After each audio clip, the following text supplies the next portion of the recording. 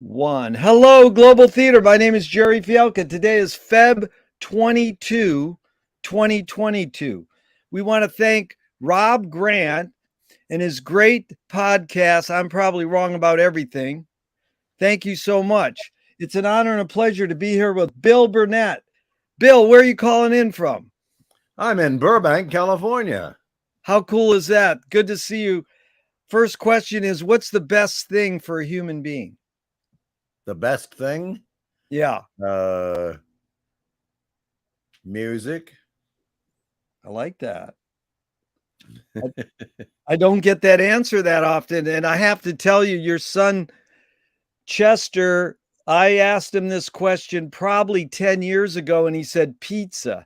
And I says, that is a great answer. I got that answer from an old lefty in Berkeley once. So it is something that comes up. Bill, what's your favorite form of information, how it comes into you? Well, songs. I heard this question when you were talking to some of the other people, and I think songs are the contain the deepest form of communication and information. I mean, for in depth, obviously, you have to read, journals and magazine articles and novels and everything. But in terms of the information of the soul, I think it's songs. It's good. I like that. And why do you think humans collect or gather information? Well, it's a cumulative existence that we have here. I mean, you take it back to caveman times, prehistoric times. They had to be, it's kind of like one of those interactive fiction games where, you move along through the game and you pick up a bucket and a little vial of something, and you have no idea what they're going to be, but later you're going to need a bucket and you're going to need the vial to kill the monster. And so, we accumulate, hey, I discovered that it hurts your thumb when you drop that rock on your thumb. We got to be careful of that. I discovered that you could make an interesting sound by banging on an empty log. Look at that. Little That's bit of that. accumulation. Yeah, that was good. That's that Mel Brooks skit where they show you the origins of music. I think it's with Carl Reiner and Mel Brooks, and they're banging two rocks together. Or it's a Spike Jones skit, but it was. But you sort of answered it. But do you think this need or want to collect information is more innate or more invented? Well, I think it's invented in the sense that, you find yourself in a situation and you start trying to figure it out, So, I mean, but, it seems like it's innate for humans to collect information about what is going on around them and gradually arrive at this is how you fix a meal. This is how you get from this place to that place, the best way to go. I found a better way. I found a path where you don't have to climb over the big rock anymore. Oh, cool. Where is it? Yeah. Do thoughts create emotions? Yes, absolutely. Did you ever read The Origin of Consciousness and the Breakdown of the Bicameral Mind by Julian Jaynes? We use that. That's like a textbook in our discussion group. Yeah. Big Really? influence on McLuhan. Yeah. Yeah. Oh, cool. Right and left hemisphere. This big influence on McLuhan, and it's really important. Yeah. Because some of these questions at the beginning are, is it more this or more that? And you get it. It's more like just what your hunch is. It's not like you have to be a neuroscientist to answer these. Right. I don't know what I think until I fill in the blank. Yeah, well, I've debated with Ralph Waldo Emerson about this in my mind. He apparently wrote, "How do I know what I think about anything until I write about it?" And I think that that's been ascribed to some other people too. But yeah, I find that when I talk to myself about it, you know, I do a lot of talking to myself. Yeah. I have conversations with just nobody, or I have conversations with specific people. Like, for instance, I might imagine that I'm talking to you, but you're not there, but I know you well enough that I know kind of what you would say. And so I say, well, that's the thing, is that you think that, but I don't really feel that way for blah, blah, and I'm having an actual conversation with you without you there, you know. That's cool. Actually, we're going to get into that. And it's like funny you said Emerson, because that's what Joan Didion says. I don't know what I think until I write it. McLuhan says, I don't know what I think until I say it. Uh-huh. So, So I don't trust what I say that much, as much as what you would take away from McLuhan's thing. yeah. I don't. I. That's why I talk to myself partially. Is if I say it, I can feel from hearing myself say it. Oh, that's too harsh, Yeah. or that's not going to go over well in this group that I'm about to talk to.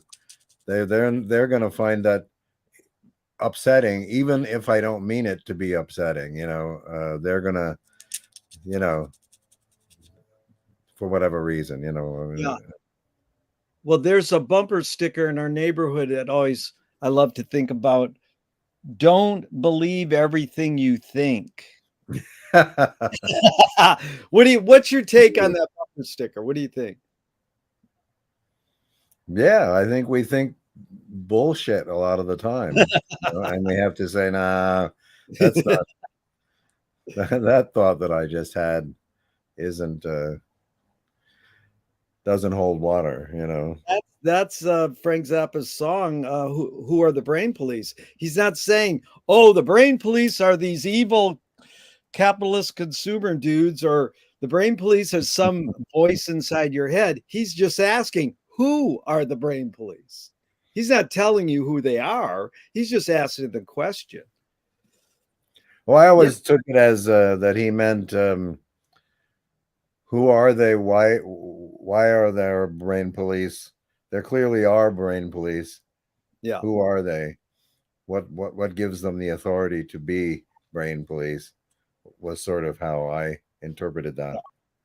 No, I mean it's good because when you ask a question, you're sort of implying an answer, but the beauty is, as you being a songwriter know, an artist, once you create your art, it's no longer yours. People can use it however they want. And if they misinterpret what you said, well, that's part of the game. Yeah. Can humans think without language? Hmm. That's an interesting. I think for sheer basic existence type thinking, like, oh my God, the tide is coming in. I can tell that that's happening, and if I stay where I am, our little bivouac here is going to be washed away. So, you don't necessarily need to think those thoughts in terms of words, but in terms of anything more on a higher level, so to speak, than that, I think we do need words. Yeah, that's funny. What you said, Bill, resonates. I heard this famous writer on radio once. She said, I was raised on an island in the Caribbean. My mother never read a book. She Mm. knew what to do when a tsunami hit because of songs. She Ah, didn't she didn't read the sign like in Venice. There's a sign, tsunami route this way. It's like, yeah, I'm just gonna watch the cats and dogs run up to Mar Vista Hill. That's where I'm going. yeah. I'm not going to look for the sign. Which way am I supposed to go now? Right. There's But that scene in Titanic where they're running one way and the rats are running another way, and they decide to change direction because the rats must know, you know, the rats must have an innate sense yeah, how to get out of here. that's good. Can you now in regards to can humans think without language? Chomsky says a language is not just words. It's culture, tradition, a unification of community, a whole history that creates what a community is. What do you do when language doesn't work? When language breaks down? Hmm. Uh, I don't know. I mean, I think it's happening right now, intentionally brought about by nefarious minds uh, who are aware that they're breaking down. It is Orwellian. There's that scene in Orwell where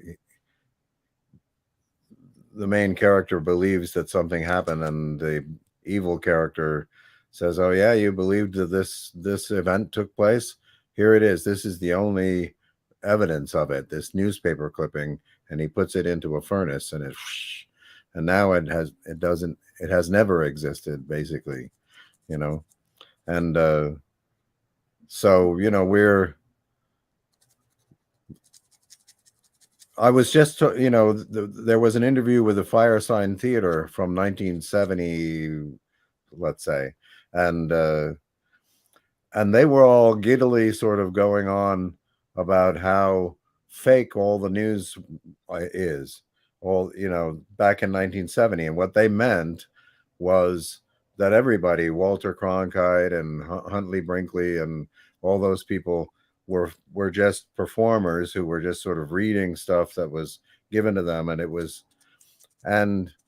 that that's a kind of cost-free cynicism that the counterculture had access to at that time, of what since we had no power really, uh, we could just make comments like that and say, "Oh, all these people are just performers; they're all fake."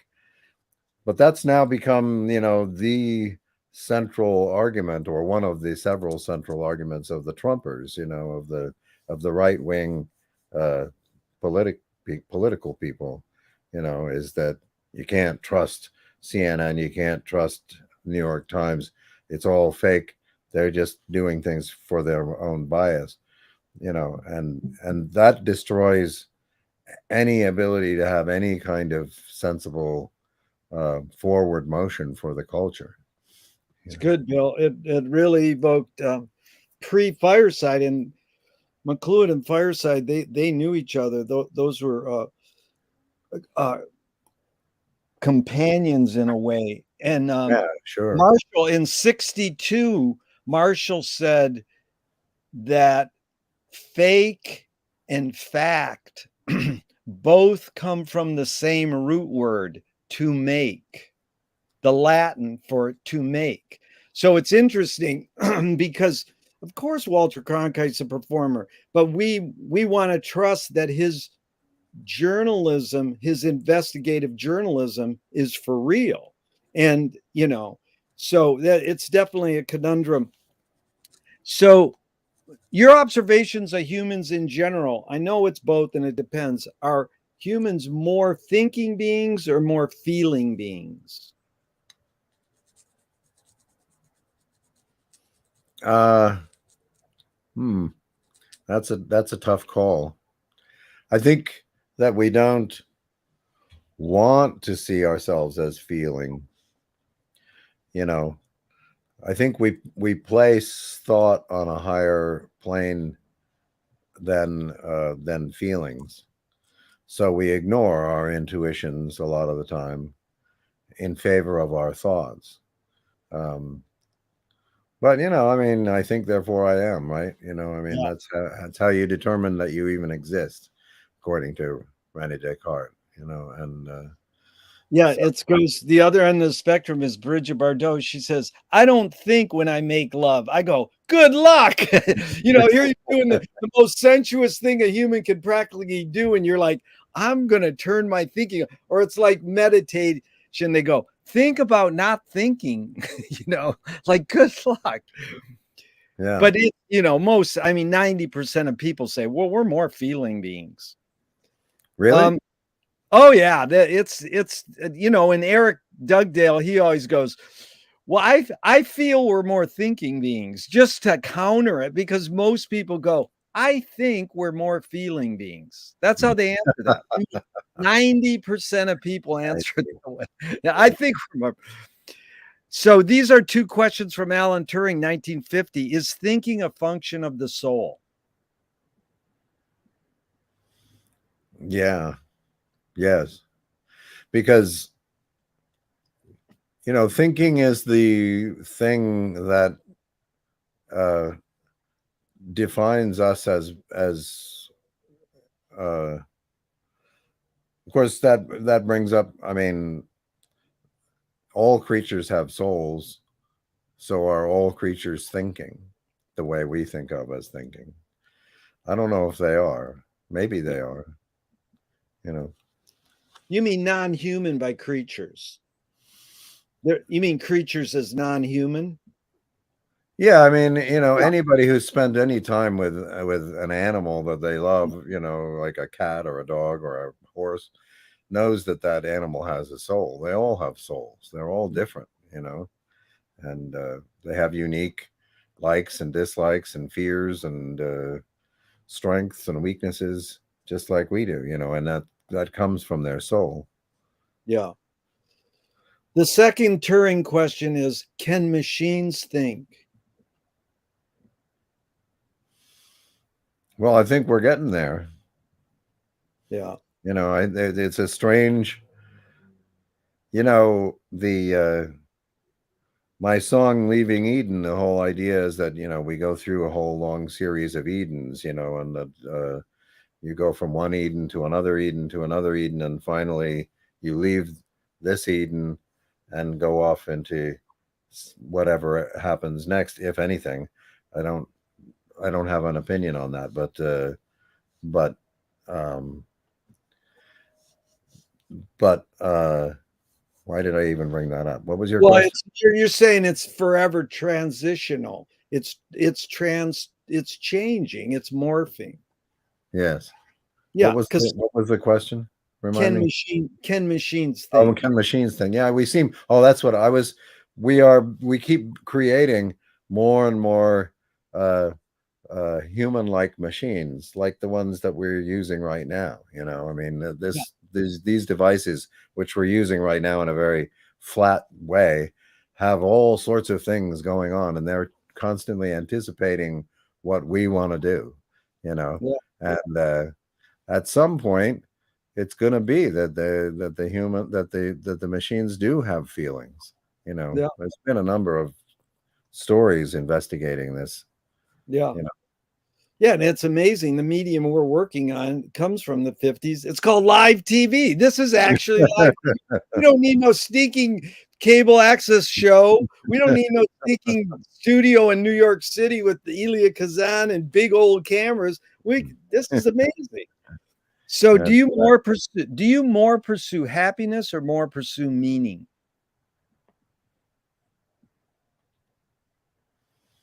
me personally. Yeah. Uh, I would say it's happiness. Uh, Meaning is a very uh, squishy concept. It's hard to grab hold of it. What is the meaning of things? But when you're happy, or when Yeah. you're some gradation of happy, you know. Well, I got the question from Viktor Frankl's Man's Search for Meaning. He says meaning lasts and happiness doesn't necessarily last. But I love that verb squishy is really good.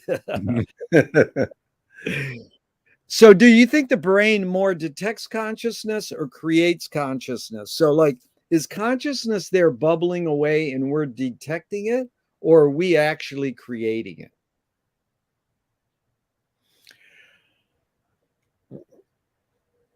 I think that there is an element of consciousness always active. I'm aware of it when I go into some sort of meditative state, or when I'm just not thinking about anything. Certain scenes and stuff will come up into my mind that are almost like screensavers, except they're not. They are scenes from my life. That's the place that I went to Boy Scouts, and that was the church that we had, and we played Capture the Flag out there, or that's, the same ones keep coming up. Not necessarily hugely important places to me, but just places that somehow have impacted on. So, that's consciousness.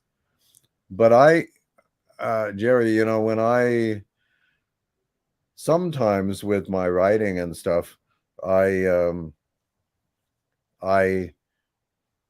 things just flow out of me without any help from me particularly. But other times I really help a lot. I really say, no, come on, we're going to do this now. I'm sick of not having this song be written. And so I'm going to sit down here and I'm going to make it happen. And I'm not getting up and that's, I'm channeling the consciousness, Yeah. I'm herding it, Herding the challenge. Bill, we're going to get into that creative process, but that was good. Herding and channeling are two great words. What's faster, speed of light or speed of thought? Light.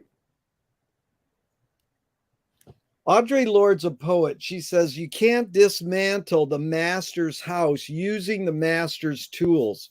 Yvonne Rainer, dancer, filmmaker, said, you can if you expose the tools.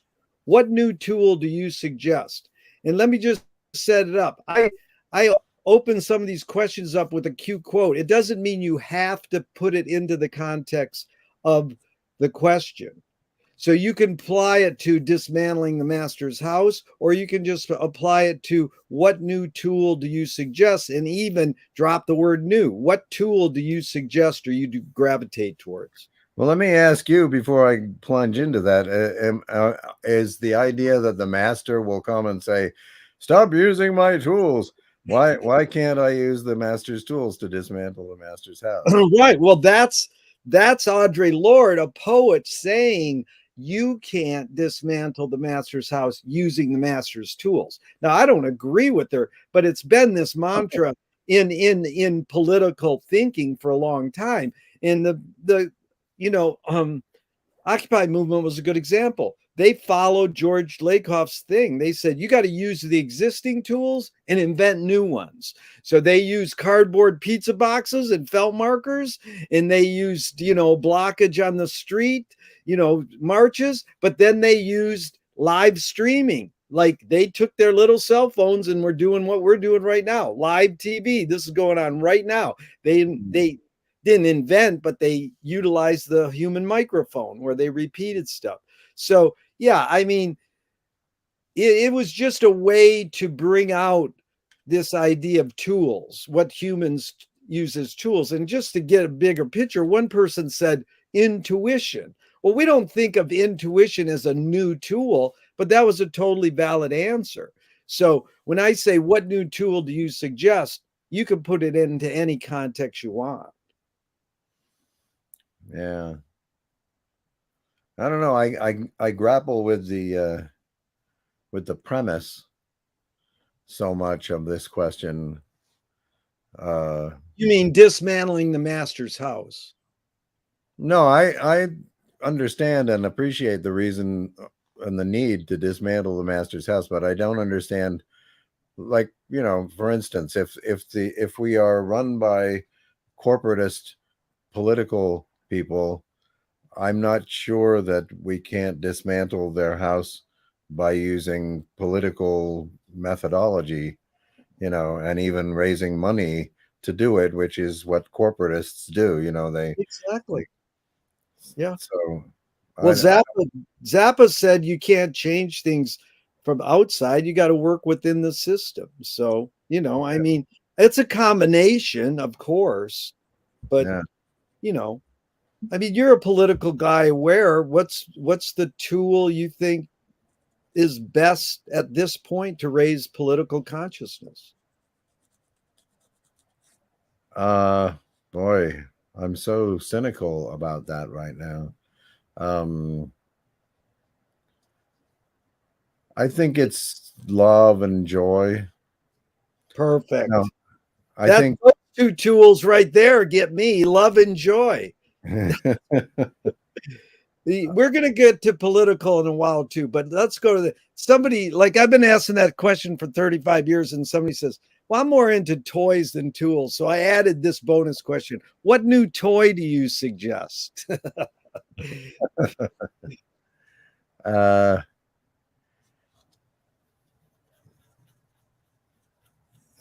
total sense deprivation drugs. Oh, Drugs, what was the second word? Total what? sense deprivation drugs. I mean, Nice. like where, I'm writing a story where I call them uh, little. I'm going to take a little Stevie. I'm going to take a little Stevie tonight, which will make it so I can't see at all, and or a Helen Keller, or Yeah. these would be the drugs, Yeah. that people would want to take to completely disappear. Yeah. Just tune out the entire thing. Not even not like ecstasy where you experience it more. You're Almost. there. You mean almost like flotation tank? Have you ever done one of those? I've never done it. I've Yeah. heard about it. It's But it's I see what you're saying. That's good. So what do you worry about when you go to bed at night? um well, there's money, and there's having been possibly inadvertently mean to someone. That kind of stuff haunts me. Yeah. Oh, why did how could I have said that? I didn't mean it that way. Oh gosh, I wish I could go back and revisit that, but there's no possible way. Trying to revisit it would just make it worse. Yeah. Yeah. Well, you're touching on a lot we're going to get into.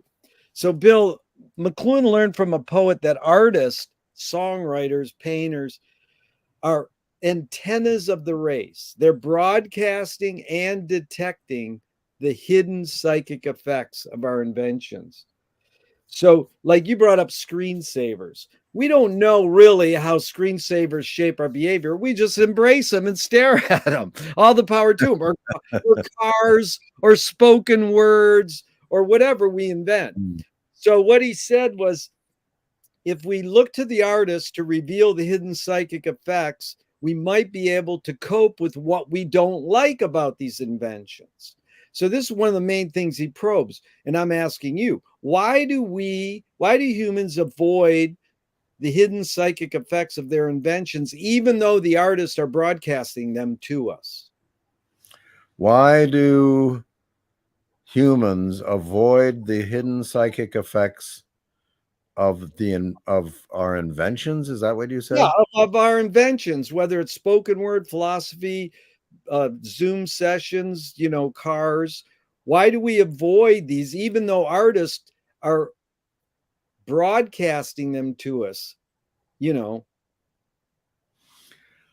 mean, why do we not pay attention to the fact that we're rotting our brains with TV shows, ridiculous stories, an endless It's stream of it's them? not it's not so Or much taking a value judgment and saying an invention is good or bad. You know, it's it's saying TV exists, it has services and disservices. But in general, it used to be if you watch TV, you're dumb, and if you read books, you're smart. But but I watch PBS. That was the great line. Well, I only watch public TV. Yeah. And so, it's just, artists are doing something special. They're giving us some sort of information, some sort of thing, but we don't seem to process that. Why do humans, I mean, it's more the hidden psychic effects. Of course, we get something out of watching stupid TV shows or whatever, but it doesn't mean, that we really process how it shapes our behavior.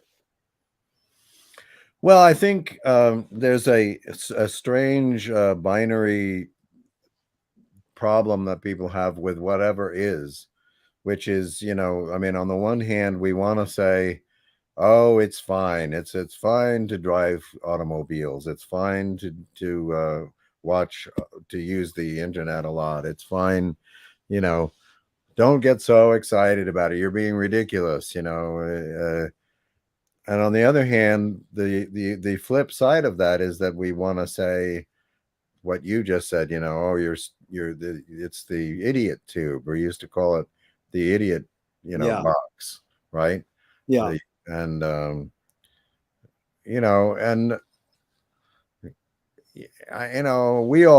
our generation, yours and mine, grew up watching a lot of TV.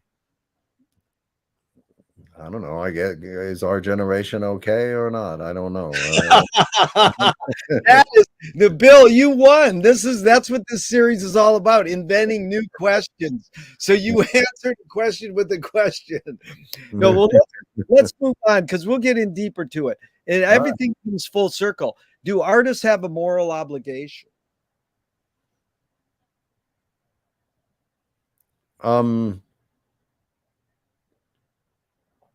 Yeah, I think everybody has a moral obligation, and artists having the natural ability that not everybody has to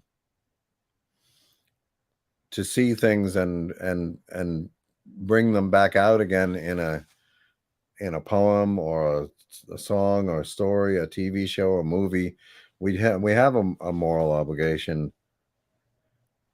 That doesn't mean that it has to be uplifting or anything like that. I mean, it just, Yeah. Are you more afraid of old ideas or more afraid of new ideas?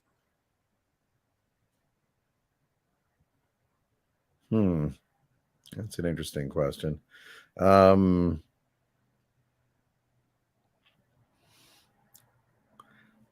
guess I'm more afraid of new ideas because they haven't been tested. I mean, it's you can have an epiphany, but it could be completely wrong. Yeah. Bill, can you conjure up your earliest memory ever or one of them? Well, I have this flash of sitting on the top steps of the house that my family lived in for the when where I was born, in the town where I was born, and where we lived until I was 2 years old.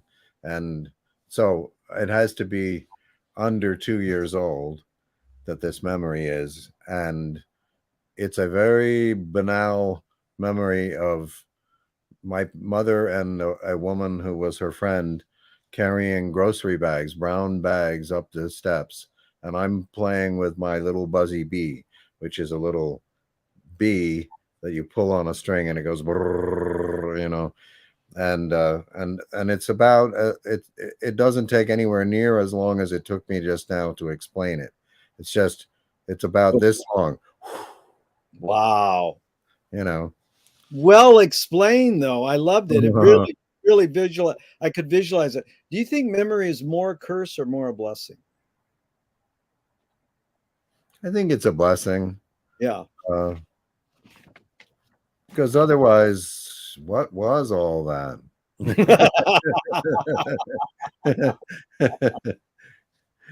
I mean, we lived through these big things. um, Tell me someone within your immediate family and then outside your immediate family who had an impact on you, was like a role model, and what, just briefly, what specifically was that impact? Hmm. Well, I always look to my older brother Harold. He was 10 years older than me. He is 10 years older than me. And he um, assumed the role often expected of the father, of teaching me how to play baseball, teaching me how to, how to do things, talking to me about things. Um, and he was very good to me. And, and so you know, I look to him. He's very rich in my memory and in my But feeling. what's one of the main things you got from him? What do you think you got mainly from him? Because it's beautiful what you said. He assumed that father role, but like one trait or personality or something about you that you think, you know, you got from him. Confidence at physically doing things. Confidence. That's great. Now, outside your immediate family, someone who had an impact on you, and what specifically was that impact? You mean someone that I knew, or Yeah, someone? yeah, it's you. It's really, again, the context you want. It could be someone you knew, or it could be some rock star or book Yeah, writer, or you know right. somebody.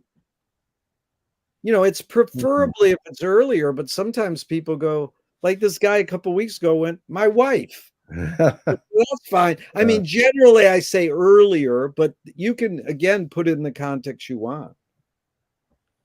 um, good question. That's a really interesting thing to think about. Because there's been many, many, many people who have affected me. Um, I mean, this is going to be cliched and stupid, but I would say the Beatles That's were, just they continue to be phenomenally yeah. uh, influential on me. I mean, I'm still in awe of them. I still look to them for the inspiration to just, well, go ahead and just let's do this thing. So Yeah. many things. You know. Yeah, I mean, me and you shared that experience. And I interviewed Joey Delgado the other day, amazing blues hero of East LA for the last 40 years. And he said, the big thing in my life was sitting in front of the TV, front row center, watching the Beatles on Ed Sullivan. And the next Really? day, we were all like strumming, if even was a broom, Yeah, you were strumming something. yeah, yeah. Yep. Were you raised a particular religion? Yeah, my father was a Baptist minister, and so I was raised uh, as a Protestant. Went to church every week and went to other things at the church other days of every week. Took part in choirs, Sunday school, um, and Did you that ever shaped. did you check out? Excuse me. Did you ever check out? Check out of the religion. Yeah, practicing that religion. Oh yeah, as soon as I could. What age about? 16, 17. Yeah. I mean, for a while I tried to bend the Protestant church that I was, made to go to be more meaningful to me, and I couldn't do it. Interestingly, one of the things was, I they were singing real old songs like, you know, onward Christian soldiers, you know, uh, and I thought, well, this is bogus. There's so much great music going on, so many great things happening in music. Couldn't we do more interesting music? And they didn't want to do more interesting music. And so, and that was one reason why I just stopped trying. And then just a few years later, obviously, a lot of people were having this feeling because the Christian rock and roll world came into being, which was absolutely not what I had in mind. And it was, but it, I mean, all of that, where now when you go into a Protestant church or a church of any kind, there's usually a drum set up on the thing, and they've got, and they have these pop rock songs that are about Jesus, that wasn't my idea. But I know eventually you converted to Judaism. Long time later. And are you still practicing Judaism? Yes, in my mind I still am, and I still do Jewish things, and Chester and I are, we're Jews, and but at least for this little chapter in my life, I'm not I've stopped doing it on a full-time basis. I was really doing it for a period of time, and then it became, survival became necessary. And also the pandemic cut down on anything of like, well, let's just go down to the synagogue and hang out with a bunch of people. I don't do that at all for anything now. Do you pray? I engage in a spiritual inner monologue and dialogue that I think is what praying is. I don't believe in praying the way people talk about it. I certainly am not talking to God in that sense. And unless you think of God as being the creative force of the energy of the universe that is creativity. Yes, I'm definitely doing that. But I'm not talking to any person like thing who is receiving my messages and asking for things. I'm not doing that at all. Right. But it was good, Bill. You anticipated the next question. If God does exist, what would you like God to say to you after you die?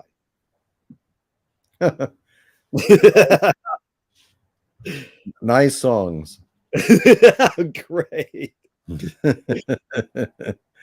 Yeah, it's such a stupid question, and people have given me some great answers, but they usually go, "You did a good job," and it's like, at least in your sensibility, you go specifically nice songs.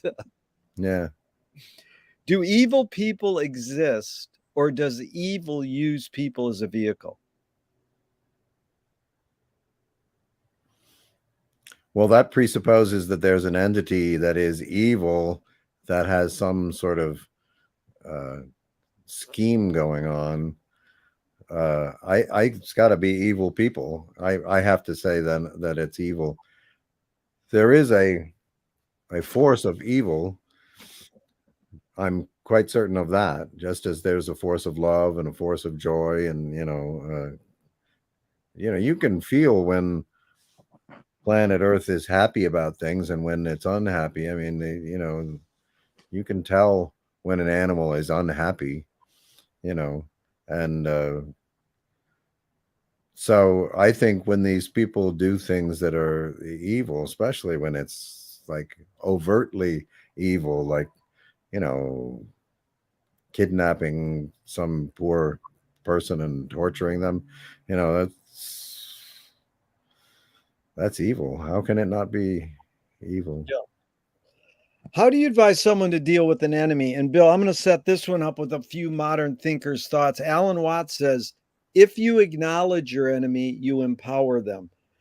Coppola stole from the mob and the samurais, keep your friends close and your enemies closer. JFK said, forgive your enemy, but don't forget their name. And Fellini says, I need an enemy. So it's a lot of thoughts. The basic question is how do you advise someone to deal with an enemy? But first, how would you react to Alan Watts? If you acknowledge your enemy, you empower them. Well, it's an interesting statement. It's one of those Buddhistly directed statements that feels true. On the other hand, if you ever actually have an enemy, it's very hard not to acknowledge them. I mean, they're there. They're saying mean things. They're trying to get you into some sort of trouble. So you have to acknowledge them, right? Yeah, well, but some people go, if you don't acknowledge your enemy, you empower them. Yeah, If you do or you don't. But anyways, how do you advise someone to deal with an enemy? directly. That's good. Pretty simple. That's a good adjective. Yeah, I love Ram Dass says, I'm having a real hard time loving George Bush. It's like, love your enemy. And Yeah. so James Joyce was the first projectionist in Dublin about 100 years ago. He said, this stupid, why should I go inside a building and see a movie of a tree when I can go outside and see a real tree? And Faulkner said years later, sometimes the best fiction is more true than journalism. Why do we have to recreate things in order to get them? Why do we have to go to a theatrical play of people acting out life? Why don't we just live life? Yeah. Yeah, we're compelled. We're compelled to I mean, it's not life is so um nuanced and confusing, and we want things to get grouped into a simpler. I mean, even very complex art is not as complex as life. You know, Yeah. uh, but yeah, I mean, it's interesting that for instance, we make analogies about things in order to make the thing itself suddenly become more manageable to us. You know, we say, well, that's like saying blah blah. If you do that, it's like saying, and we give a different analogy of like, why do we feel that helps? Why Yeah. does it help to make an analogy? But it does. Yeah. That was good, Bill. And so you're like one of those folks they call hyphenated. You have many hats, but I would say, I know and love and adore you because you're a great songwriter, singer, performer. It's like you said, song, music. So I mean, you could go into some of the other aspects of your career, but the main question is what first was the tipping point for you to go, that's what I want to do? I want to write songs. I mean, you sort of touched on it with the Beatles, but how much are you growing up and your parents are playing music to you live, taking you to concerts, making you take music lessons? Then you go to college to study music. Like, just walk us through briefly. And when was that tipping point where you said, hey, this is what I'm compelled to do. This is my career path. I want to be a songwriter. Well, it's the writing. When I was very young, I discovered that there was writing. I mean, that people were writing things. That these things that had been presented to me as stories and poems and things had been written by somebody, and that those people actually even were professional. That Edgar Allan Poe was a professional writer who got paid for his writing. Charles Dickens got paid for his writing. So I just started at like age, as soon as that was possible, at age 6, I started writing everything that you could possibly imagine I wrote plays, I wrote stories, I wrote novels, I wrote poems, I wrote humor, I wrote TV shows, I wrote magazine articles, anything that crossed my transom, I was writing. And I still, almost more than the songwriting, I view myself as a writer. But then at age 16, two things collided. The world around me had become that the writers, the songwriters, the Beatles, the incredible string band, Paul Simon, the Simon and Garfunkel, everybody, everywhere you looked, they were the high priests of our culture, and I wanted to do what they were doing more than anything. And my parents came home from a trip to Mexico with a acoustic guitar that I had not asked for. I wasn't thinking, oh, gee, I wish I had a guitar. But they brought me this nylon string guitar, which was actually pretty good. I don't know how they succeeded in getting me a good guitar, because it's not easy to buy a good guitar if you don't know what you're doing. And but this one was pretty good. And I just fell on that guitar and started writing. I started learning how to work the guitar, and writing a song for every new chord that I learned, From when I only knew E minor and A minor, I wrote a song that just went back and forth between those. And then D entered into it in another song and another song and another song.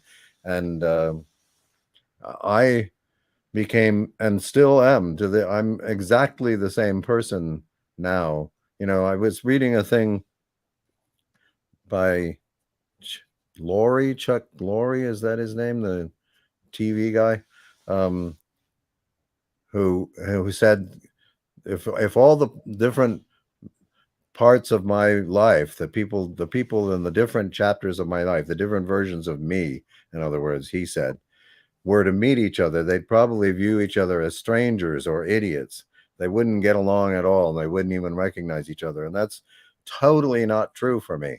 I would, if all of the different moments in my life could somehow come together into a gathering and there's all the different Bills, we'd all recognize each other and congratulate each other and commiserate with things that had gone badly and wonder, we'd collaborate on things, I mean, I'm still the same guy who got that guitar at 16 and still the same guy who was writing all that other stuff before, so that's and yeah, I view that, like you just said, what would you want God to say to you?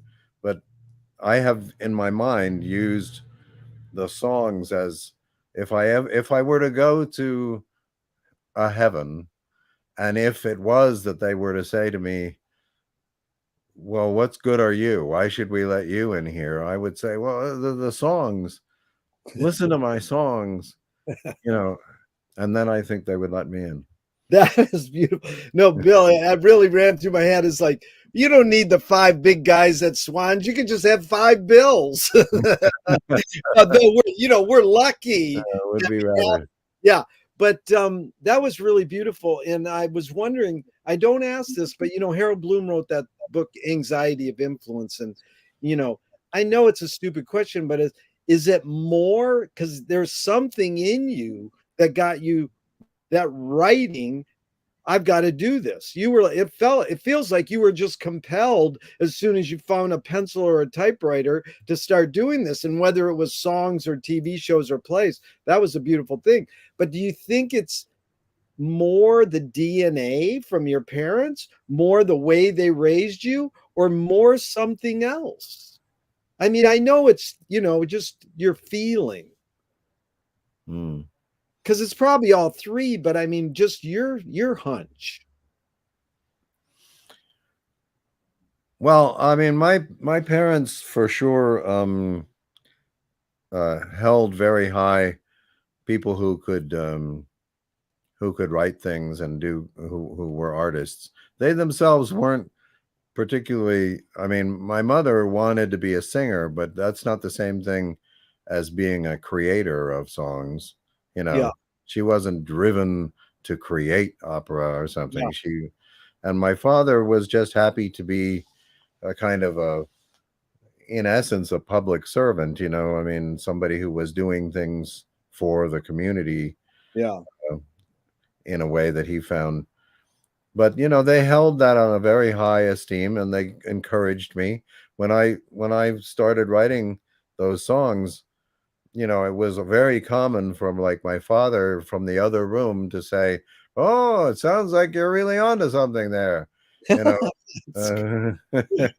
So I would go, "Oh, yeah, okay, he heard it, and I'm onto something," you know. Uh, Well, that's beautiful because you use the word high priest, and that's sort of like your dad was like a priest, and you saw there was this priestness thing happening with Paul Simon and the Beatles and Dylan and all these people. And yeah. you were like, hey, so that was good, Bill. And so a screenwriting teacher told me great art or great film is when you can clearly see the intention of the maker. Kubrick says the opposite. Great film or great art is when you can clearly not see the intention of the maker. What role does intention play in your creative process? Hmm. Well, you know, I confess that I would like it if people were more uh you know, the way the everybody is always like pawing through things by Robert Frost or by the Beatles or by, you Yeah, know, I mean, then and figuring out what did they mean by this? Why yeah. did he say the walrus was Paul, you know? And and I kind of expected when I was a kid that that was going to happen and people were going to pay that close attention to the stuff that I wrote. And pretty much nobody ever does, you know. And so I've played around with the idea of just doing it myself since by now I'm going to be 70 years old in a couple of days. And it's just not You mean likely. write your own book up, yeah. Yeah, you know, the exegesis of my stuff, you know, since nobody is going to ever analyze it to that degree. I mean, it's But that's if part of people it. You're just saying, I'm seeking the intention. Yeah, what intention in your creative process? That's interesting.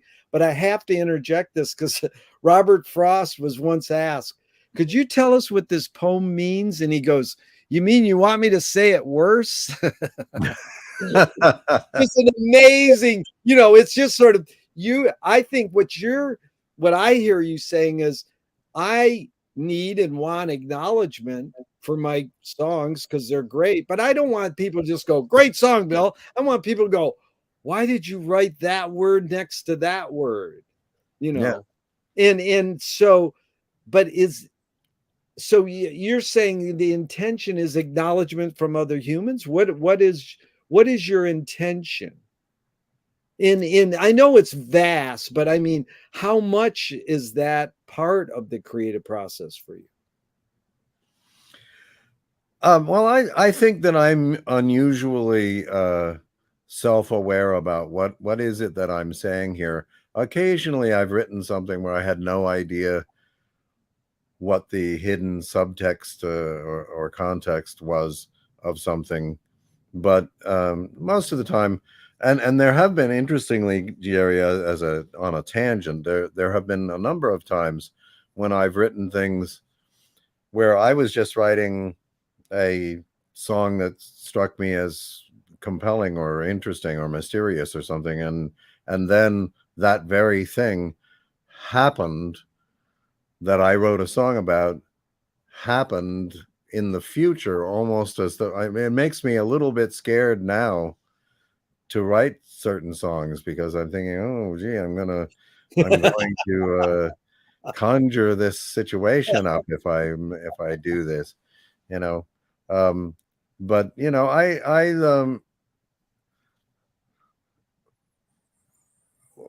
Susie and I have a mutual friend who wrote songs that were very, very clearly um, like Freudian confessions of of feelings that he had, and he was completely unaware. You know, it was so obvious. He would use his mother's name in the song and write a song about the song would be about having relations with a woman who's had his mother's name, and he left that woman out in the woods somewhere, you know, and didn't realize that he had forgotten about her. And it was clear what, you know, that he wanted to get away from his mother, that he was feeling guilty about, you know, and you know, I mean, it was, you So know, you mean his intention was therapy? He was doing self-therapy by writing his no, songs? he didn't know what he was doing. I don't, Oh, I or see. he wouldn't admit it anyway. Yeah, He wouldn't overtly in yeah, conversation say, "Oh yeah, that's clearly I'm, you know, working out yeah. problems." You know, uh, But see, you're a songwriter who's aware of that, and then you're a songwriter who's writing words, singing them, but then there can be what you said, a hidden subtext. But maybe we'll get a little deeper with this. Is Duchamp said there's no art without an audience. How much are you thinking of your audience when you're writing your song? a lot. You know, and you know, it goes through my head. Oh, this is going to upset people, or this is going to embarrass people, or this is going to disappoint people, or this is going to anger people. And so I have to I weigh that of like, well, how important is this song and this part of this song to me, that because I know that when I sing it, certain people are going to have some kind of reaction, you know. I Wow, mean, that's good. Let's get into music a little too. But first, the main tool you use, or one of them, is besides the pen and pencil or the keyboard, is the guitar. And McLuhan says everything we invent extends some humanness. So clothing extends our skin, knife and fork extend our teeth. You know, philosophy or religion extends our consciousness. You know, the shutter and a camera is an extension of our eyelid. What does the guitar extend for you? What humanness is extended by the guitar? uh, I guess it's a second voice, you know. I mean, I think well, somebody once said that the thing about John Lennon was that he was writing songs by following his fingers. And I think that in many instances that's absolutely true, and it's certainly true. I play the guitar, and a nifty little thing will come out that I haven't played before, and I'll go, "Oh, that's cool. Let me," and that's, you know, the basis for, you know, uh, for why I ever wrote many of the songs. You Yeah, know, it came up, and I think, you know, if you listen to John Lennon's, um, I call them guitar obligatos. You know, you know, John Lennon has these uh, dun dun dun dun dun dun, don't you know it's gonna last? Dun dun dun dun dun dun. It's a love that lasts forever. Dun dun dun dun dun dun. It's a love that has no past. So I think that's a guitar obligato. It has to be. It's not just jung junga jung junga jung. I'm in love for the first time. Junga junga jung jung jung jung.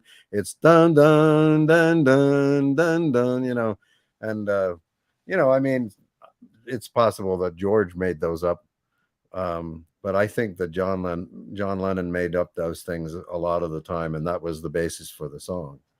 You yeah. know, Now, that was good because my friend says the three T's, the tenets of music, are technique, theory, and taste. So Dave Liebman, who plays the sax with Miles, also said it similarly. He said technique is hand. You learn what position and how to play the guitar. yeah, Head is theory. That's the second T. You know it's a B chord, or like the great Bob Lucas says, this song's in the G of key. You know what key, you know what key it's in, you know how the changes go. But taste is the three. So it's technique, theory, and taste. And Dave Liebman calls it heart. How does one acquire taste? You can learn technique and theory, study it, but how does one acquire taste? How indeed. What is it? What are these? What are our talents? I mean, my understanding is that if a certain little section of your brain is damaged, you can't tell the difference between one melody and another. You can't. So what is the talent that of recognizing a great melody and saying, that's good, I'm going to write that, or I like that, I'm going to sing that, I love that song. That song's beautiful. What is it that's beautiful? Why is one thing mundane and ugly and stupid, and another thing is gloriously beautiful? I don't know. I mean, it shifts, obviously, that what taste is, something that was great and beautiful a couple of 100 years ago is now old fashioned and old hat, and you don't want to do that. And you can't even do it if you try to do something that's, like old timey music or something. If you try to write something that's as wonderful as tut tut tootsie goodbye, tut tut tootsie don't cry, you try to write that, unless you bring something to it that brings it up to this time, everybody's going to just say, oh, that's just an old anachronistic song. It's We they're call not it, going to yeah. they're not going to love it the way they love Tootsie. Yeah, Bill, we call that, I learned it once. It's retro or rooted. Retro is you're just doing the same stuff they did back then. Rooted is you're rooted in that, and where have you taken it? But it's interesting how you answered it, Bill, of all people, and I appreciate this, because so many people say, where do you get taste? And they go, by listening. Well, then it's like, well, yeah, but what do you get to listen to? So they're like, what you emerged in. Whatever your parents are playing around the house, or whatever you rebel against your parents, that's what you listen to. Stravinsky said most people don't know what they like what they know. So if you turn on the radio and all they play is one type of music, then that's what you're going to form an aesthetic on. But if you're going to turn on a radio and they're going to play all these different genres, because what made you gravitate towards an Incredible String Band, whereas other people will say some other bands, and you have to see. I hate the Incredible String Band. Oh, I love them, and I appreciate that you do, because it helped me rehear them. But this new movie called Coda about the deaf family, and have you seen it? Mm-hmm. Yeah, I mean, it's amazing, because right off the bat, you're hearing her sing Etta James. Not you hear Etta sing it, then you get to hear her sing it, and then it pinnacles with Joni Mitchell. But in the middle of the film, either the filmmaker wants to be hip or something, he has the kids liking the Shags album. Now, most people think the Shags are the worst band in the history of the universe, because they are, but they can form an aesthetic. The back end, when they released it on Rounder Records, they had Bonnie Raitt, Elvis Costello, everybody saying how great the Shags are. And then Frank said the best one, he goes, better than the Beatles, even today. And I love the Shags, but it's also, I can understand, how I actually talked to people about the Shags before, and one person goes, I don't get the Shags, because it's like a hipster thing. Oh yeah, I like the Shags. And then one person goes, they're horrible. Well, it's evident they're horrible, but it is funny how you answered it as a question, like, yeah, how do we form aesthetic? Like, what makes one person gravitate towards this music and one person gravitate towards that music? I'll tell you a big pivot moment in my life, a very small moment, but uh, we were listening to what the heck is that musical that has the song way out here they've got a name for wind and rain and fire. The rain is the fire, but they call the wind Mariah. Mariah, like Mariah. like Oklahoma or something like that. One of the Yeah, it's classic not American. Oklahoma, but it's Yeah, so I it's a said, classic American.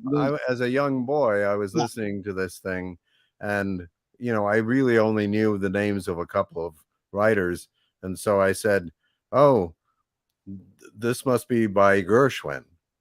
And yeah. my mother said, "Oh no, there's no way that that's by Gershwin." And I said, "How do you know?" And she said, "Oh, well, Gershwin would never write something so straight and ordinary as a Gershwin. Yeah, His style was, jazzy. She didn't go into all of this, but right. she basically just said, "Oh, it's Gershwin's style is much more sophisticated than this," Yeah, which is absolutely 100% true. And what it tipped me off to was, oh, my mother can listen to something and tell that this can't be written by this whoever it's written by. It's not George Gershwin because she knows George Gershwin's style. And tropes, and it's like a auteur theory. You can yeah, hear it's the auteur theory in film. That's what they call it. Yeah, totally. Yeah. Yeah, no, that's a really good point. That's Zappa was highly influenced by Richard Rodgers, and I have this whole theory. And really, oh, dude, he quotes "Surrey with the fringe on top" in the middle of a guitar solo once. And really, yes, and then you listen to all those like little Chinese, Asian in yeah, sure. there's a lot of Richard Rodgers and Frank, but anyways, that's another thing. But it's interesting how you answered that, and I appreciate it. Bill, what's more fundamental, language or music? Well, I gotta say language, just because I would think in the development of humankind, the first thing would be to which would mean pick up that rock, or Yeah, get away from me, you know, which would be speaking, and then the next thing along the way. And I think music is a language in essence, yeah. What's the function of music? Well, I think that Zappa was onto it in that thing in Lumpy Gravy where, there's the big note. Everything is vibrating. I think music is life. You Yeah, know, uh, we we live in a vibrating universe, where sound, music is just a sort of an accumulation, a codification of sounds. Uh, yeah. You love Norman. Storm and Norman says, "What's function of music?" He goes, "To keep us from going insane." yeah. Okay, song. This is McLuhan. I'm just curious your thought on this line. He said, "Song is slowed down speech. The reason cultures have different musical taste is ultimately connected to language difference." Any comment? Song is slowed down speech. The reason cultures have different musical tastes is ultimately connected to language difference. Yeah, that's an interesting. I mean, that's a good explanation of something. I haven't. It's very clear that there are musical differences. I always felt that Bjork was the perfect ice princess. That the music that she made just sounds like it comes from Iceland.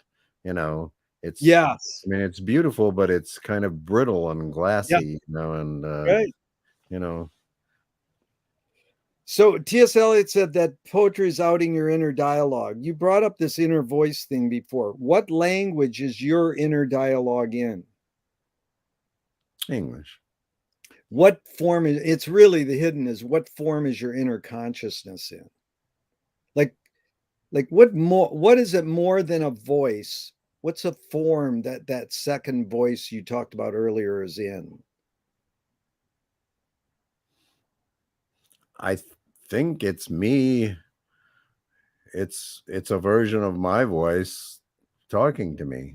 Yeah. You know?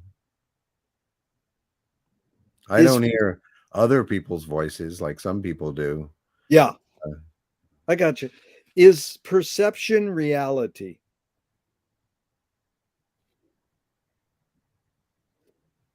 Can be.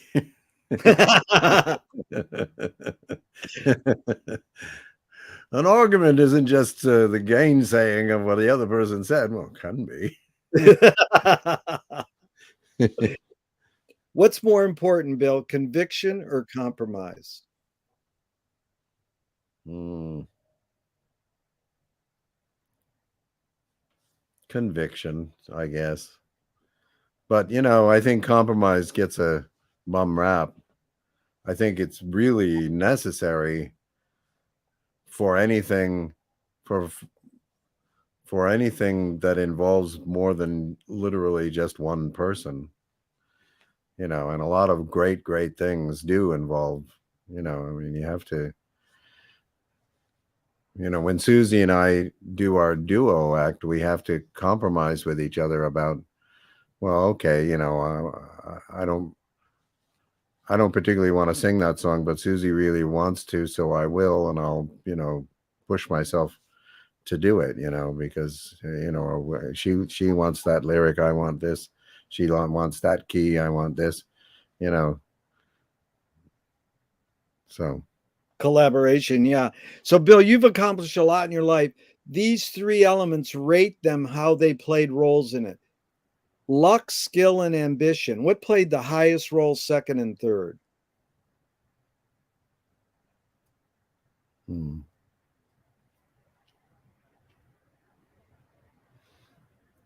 I would put skill first and luck second and ambition third.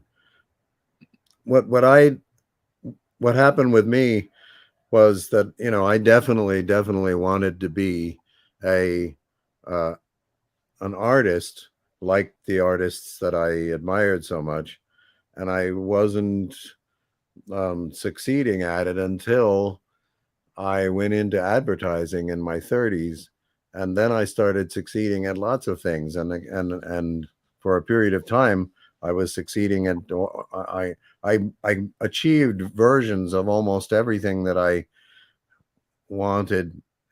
Now that's drifted away again, and I'm trying to make it come back with various things that I'm doing, but from the time I was around 35 until the time I was uh, in my late 50s, I was just, things were just coming together for me, and none of that was what my ambition had been. Or, in other words, I didn't say, oh, what I would like to do is become a advertising guy and move to California and work on cartoons and, uh, but that all happened because of that. And it was all luck, Yeah. really. Uh, who kind of thing. Yep. So, two of my film heroes, hey, similar thing. Ignore yourself. There's no self expression. In fact, Cecil Taylor, the great jazz pianist, says, I'm just a vehicle and this stuff just comes through me. And I know it's both and it depends, but just your hunch here. Is art making, music making more self expression or more you're a vehicle for whatever culture or technology is dominant? Hmm. I think it's self-expression. Uh, Can art making be egoless or songwriting? Can songwriting, music making, art making be egoless? be egoless. Yeah. No. Yeah, fine. Moshe Feldenkrais works with healing and movement. He says it's literally possible to identify a weakness and incorporate it to become a strength rather than we're normally taught to overcome a weakness. Tell me a weakness you turned into a strength. Hmm. Uh,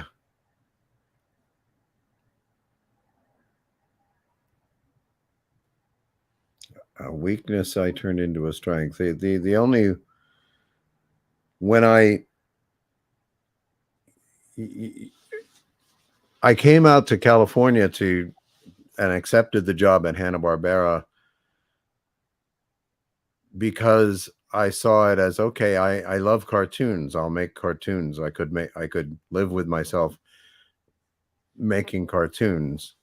I wasn't happy about the fact of being an ad guy. I enjoyed doing advertising, but I wanted to actually do art, and I didn't view advertising as art. I viewed it as sort of cheerleading for the culture, you know. And So when I first actually got the opportunity to write cartoons, I couldn't think of a thing to, you know, I couldn't figure out how to make a 7-minute story that was funny in the way cartoons are. It was a discipline, and so I guess that would be a weakness that I got quite good at it as by just focusing on how does this work, you know, and then succeeding with one, you know, and then two, and then five, and then 20 uh, You cartoons. learn by doing. Yeah. Yeah. So you've been a creative force for so many years. Tell me one major element of your creativeness that stayed the same in all these years since age 16, and one major element that's changed.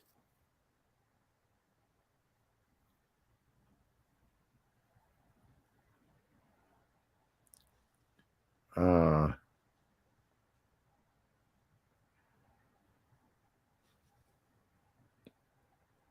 a major element meaning Well, however you want to put it, whatever context you want to put it in, just something about your creativeness, your output, you're creating. You've been creating since you're 16, writing in all these different forms. One part of that creating creative process that stayed the same, and one major creative process element that's changed. well, I'm an idea guy. I like ideas, you know, I mean, whether you call them concepts or, you know, I mean, I think I once was put with a cartoonist who said he wanted to do a Monty Python kind of, he was doing a Knights of the Round Table kind of thing. And he said he wanted to do Monty Python like thing. And I said, oh, you mean, so we need to make up bizarre concepts then? And he was like, what? What do you mean? And I said, well, that's what Monty Python is the Ministry of Silly Walks. It's a Yeah, concept. Monty Python is the Argument Clinic. It's a concept. You know, there's no Monty Python sketch almost at all that yeah, is not a bizarre concept. yeah, Even if it's the guy dancing around slapping the guy with the fish and then he slaps him with a big fish. That's a crazy concept. It's a simple concept. He didn't understand that at all. And yeah, so I would say that what constantly is there for me is something will emerge into my area of work of, you know, the workspace of that's a great concept. I could take that and make that in that concept, and it has these um, ramifications that flow out of it. Um, and I guess what's changed is letting go and letting certain elements of the flow of just realizing this needs to flow. This person that of necessity I'm working with can't do this the way I perceive it should be done. So I need to just back off and let it happen with Yeah. this person, you know. That's hard for me, you know. Yeah. Good. Thanks for being so articulate, Bill. I appreciate it. So we just got about 5 more minutes. How do you find peace of mind? Well, it's amazing. It's a lesson that I keep learning over and over. I start singing songs. I start making up a song. I start strumming the guitar and playing a song that's already exists, either mine or somebody else's. And I,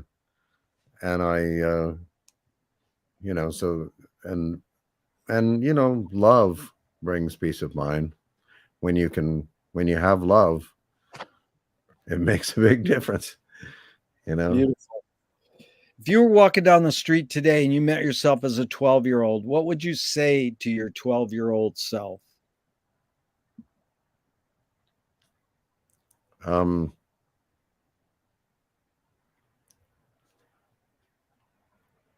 Don't ignore great possibilities and really buckle down and work hard.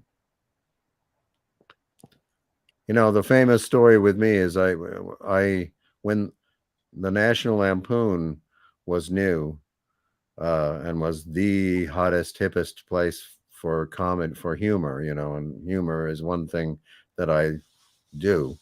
I wrote up a bunch of comedy pieces and sent them to the National Lampoon. And I got back a rejection slip. It was a form letter rejection slip, but written on the form letter was the words, "Excellent, send more," in handwriting.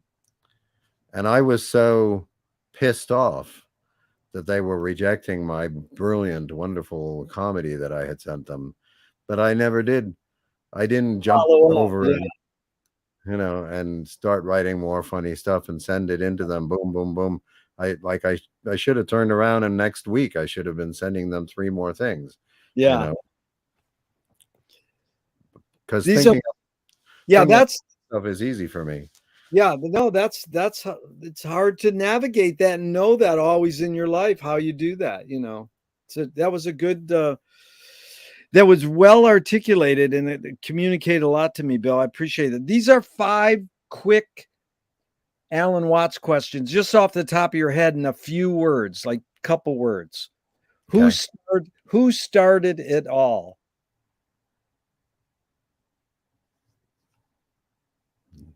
Africans. Are we going to make it?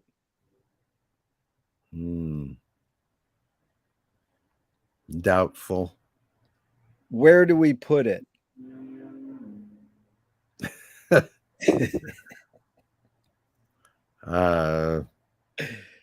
Earth. Who's cleaning it up? We are. Is it serious? Yeah. Wow. Dude, you did really good. Most people don't hold to the 2 or 3 words.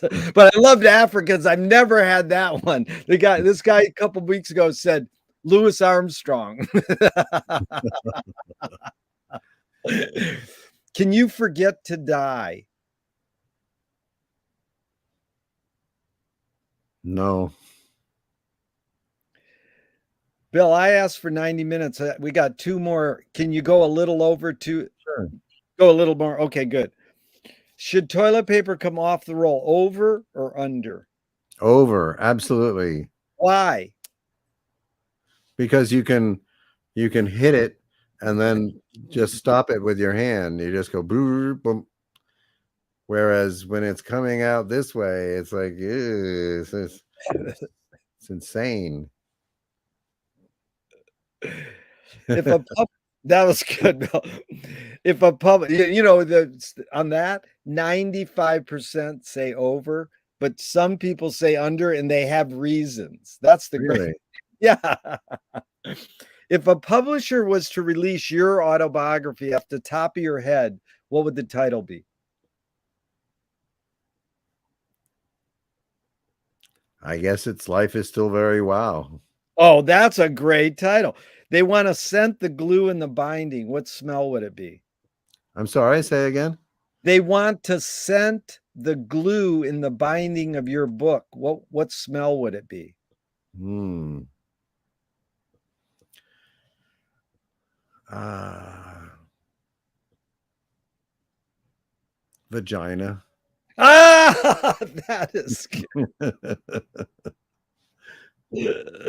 I'll tell you the Swami X related off camera.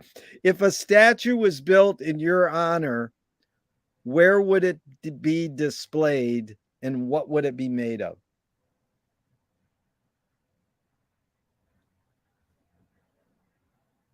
Hmm. It would be made of wood, like really nice, not like plywood, Yeah. and well, I'd like it to be displayed at a place like the Rock and Roll Hall of Fame or something, but That's good right there. That's good well, enough. it's a ridiculous thing to think, I but know, but it's still you answered it. Tell me something good you never had and you never want. something good I never had and never want. Yeah. Uh,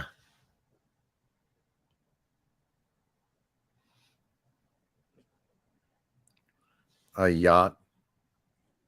I've had that answer. That is a great answer. Okay. If you were in a vat of vomit up to your neck and someone threw a bag of shit at your face, what would you do? Go under. This question's difficult for me to ask, but I have never worded it the way I really want to. So maybe you can help me. The question used to be, can satire be destructive? And then I would say the Jonathan Swift line, he compared satire to a mirror in which people could see every face but their own. So I guess what I'm after is you incorporate humor. You're a master satirist, I would say, and you know how to incorporate. Great question Zap asked. Does humor belong in music? Well, it belongs everywhere. What's the function of satire? Why do you incorporate satire?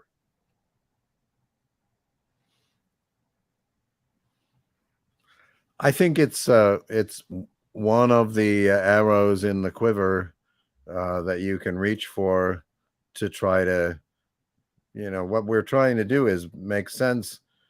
When I wrote that song, We Shouldn't Have Gone Down That Way, it was to deal with a disagreement that I'd had with a good friend who had become, politically in a completely different world from me, and we had fights about it, and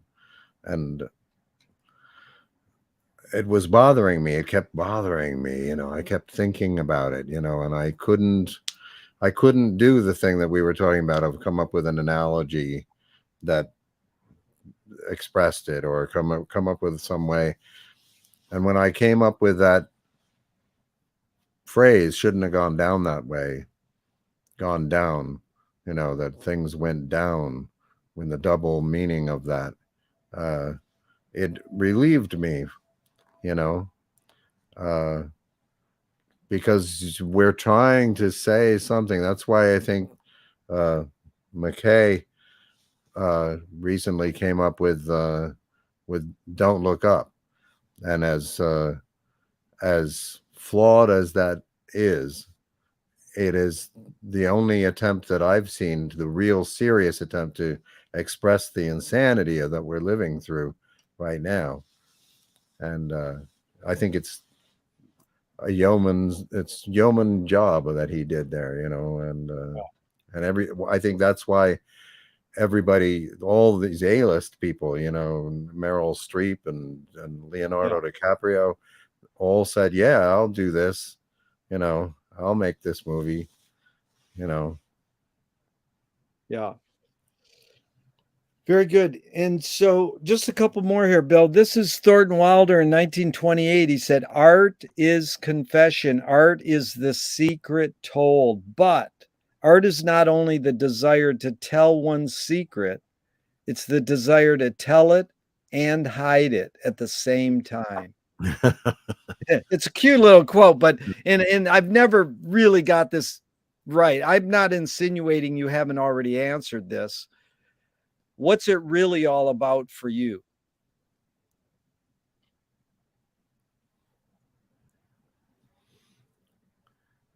I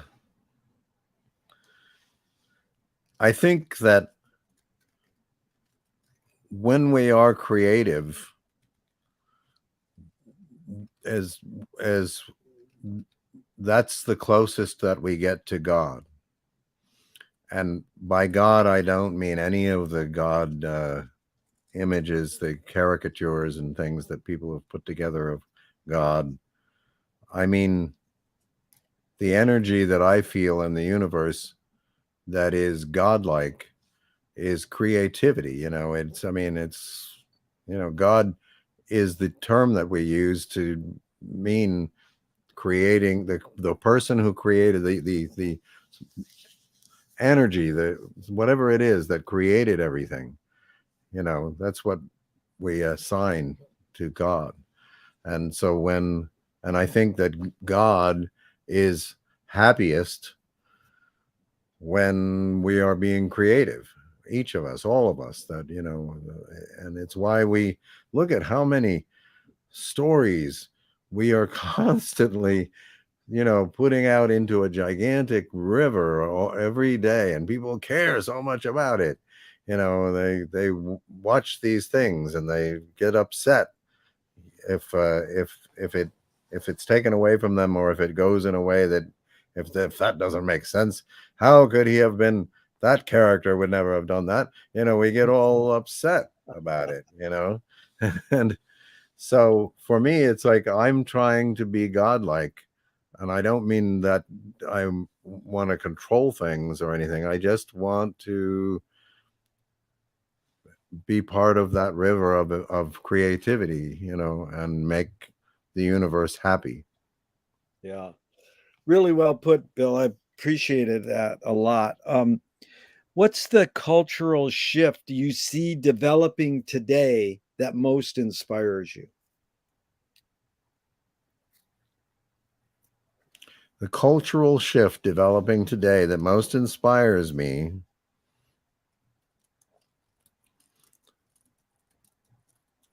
this is going to sound funny, I guess, but it's the fact that when I watch regular TV, all the commercials are just loaded with diversified casting, families that are depicted as an Asian woman with a black man, and I mean, none of them are cast the way they were cast when we were growing up, where a father knows best type of family. Oh, And that means, what that says to me is that regardless of everything else, the corporation, which is only really interested in the bottom line, has said to themselves, we've got to put out stuff that mirrors what we feel happening in our amongst the people who are buying our products. yeah. And that means that you know coffee colored human beings from all different races are what's coming. Yeah. And No, I get that diversity is the one I get the most same answer I get from most people. And it was amazing because last week they announced this Down syndrome, Victoria's Secrets model or something, that they could use, that's amazing, you know.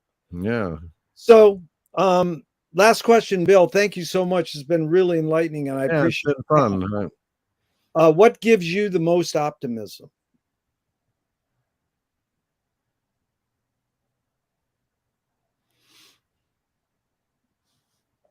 Well, what I just said, but that's kind of a small. Um,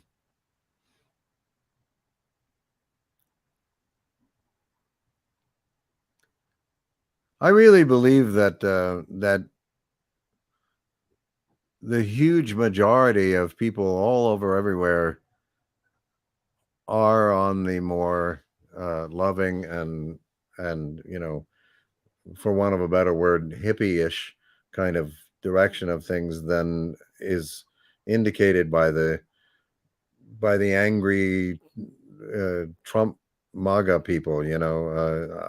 I think that they're seriously in the minority, uh, and that the all of the values that you and I would probably agree. Yeah, we value uh, freedom and honesty and liberty and you know the vegetarianism and eating right and being and believe having respect for the planet and respect for other animals, and that's really the overriding feeling. Unfortunately, we are in a battle royal to keep that, and to keep it from being like majorly squelched. Um, but I think for real, if you were to go out into the world, that's what you would find most is that woke attitude. The thing, people put down the word woke for some reason, but I think it's a great term. It means that you have awakened and become enlightened about something that you did not think about before. That's what woke means. I think that's a great thing. I don't see putting it down. It's beautiful, Bill, because it resonates with what James Joyce did by taking an old American folk song, Finnegan's Wake, and removed the apostrophe, and he said Finnegan's Wake, and he was basically saying, "Hey, all you Finnegans, wake up!" And it's Oh, like, really? yeah, and it's a beautiful thing you're saying that I really believe, most people want to make the world a better place, and that's what we're all trying to do. And there's going to be people who fail or it doesn't work out, but we just got to keep plugging. The two words that really resonated with me from you early on was love and joy. That's all. I mean, it's pretty simple. And a major word you brought up early was song, and keep singing. Keep writing music, keep humming tunes. Well, I'm doing a concert on Sunday, February 27th at 4 o'clock on Facebook, not on this format, but Yeah, on, but are there, is this all people, being recorded or is it's somebody it's watching us? it's live on YouTube, and as soon as we stop in a minute or two, it will be posted on YouTube. Okay. So forever. So people can go to your website and get a hold of you, or you know, they can email me or Rob, and we'll hook them up if they want to see your show. The details. Okay. Thank Thanks, you so Jerry. much, Bill. That was really fun. It was. You're right. Let's keep the discussion going forever Okay. and ever. Okay, Sure. I'm